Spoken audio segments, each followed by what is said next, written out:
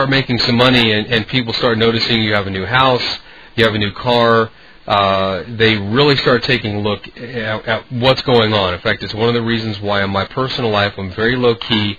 I don't like to transmit this because I don't want that. It's one of my beliefs. I have certain beliefs about fame. I have certain beliefs about losses. You want to ask yourself, what are my beliefs about being right? What are my beliefs about being wrong? These two are very critical in trading. Do you have beliefs about changing your mind? All of these will influence what you are going to do in the market, and they're very critical for your success. So all of these beliefs about money, success, losing, being right, wrong, will affect your mental and emotional state. If you, for example, feel that when you're wrong, it's very negative, or maybe you feel that if you're wrong, that somehow makes you stupid, and you're in a trade and you get stopped out, and you believe that that meant you were wrong, how do you think that's going to affect you? I mean, think about it. If you really believe that, number one, being stopped out is somehow your fault and it means you were wrong, you're going to have to deal with that. Now, personally, I focus on if I get stopped out, it doesn't mean that I'm wrong. It just means that the market stopped me out. But that's something that I had to focus on, and these questions will help you to do that. So if you don't focus on them, you run the high probability that, like my son Jaden, you're going to find yourself compelled to act in certain environments. I mean, you ought to see this poor kid. When he sees a dog, he just freezes.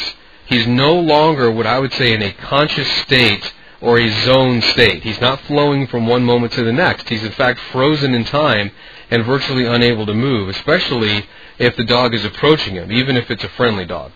So you'll find yourself missing out on raw information. In fact, my son, he won't notice if the dog is happy, its tail is wagging, it's licking him, all the signs that you or I, if we're not afraid of dogs, would normally associate with a happy, friendly animal. He completely misses out on all that information. In the same way, if we become fearful, or if we, in the example, think that getting stopped out means that we're wrong, we start thinking that we're not smart, or some other negative emotion, we're going to start missing out on the raw information the market's giving us. Trading will become painful because we're going to start to filter the information through our conscious beliefs. For example, if you're long and you believe the market's going up, how are you going to interpret the downticks? Well, you're really not going to focus on them.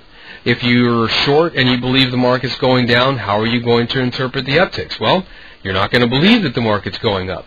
These are very critical areas that you've got to explore. Again, I've got some tools later on to help you out, which we'll get to in just a couple of minutes here. And these are the 7 deadly sins. These are the 7 most common mistakes that traders make. Now, I'm also going to give you the key to thinking like a professional, and this is a thinking and probabilities exercise. This is a critical tool for your success. These are going to help you to find and understand the process of making a mistake, and to help condition yourself to think in terms of probabilities. It's not just enough that we understand what the mistakes are. We've got to understand what happens as we get into the process of making the mistake. When my son starts to become afraid of the dog, he goes through a process. Now, he's too young. He's only 5. I have no idea if he even realizes what they are. Hopefully, by the time he gets older, I can help him work through some of these fears that he has. But as adults, we can understand the process, and we can cut it off. We can nip it in the bud. Okay, we've covered a lot. These are probably some very new ideas. This section, more than any other, you probably should listen to a couple of times. But if there's anything that's not clear, or you want me to help you with understanding, you want me to let you know where I'm getting some of this information from, I've got other resources for you, some different books by other authors that you can read that have helped me and other traders. Then the 2 that I would highly recommend that you get are both the Market Wizards books, because you're going to be able to see how professional traders like myself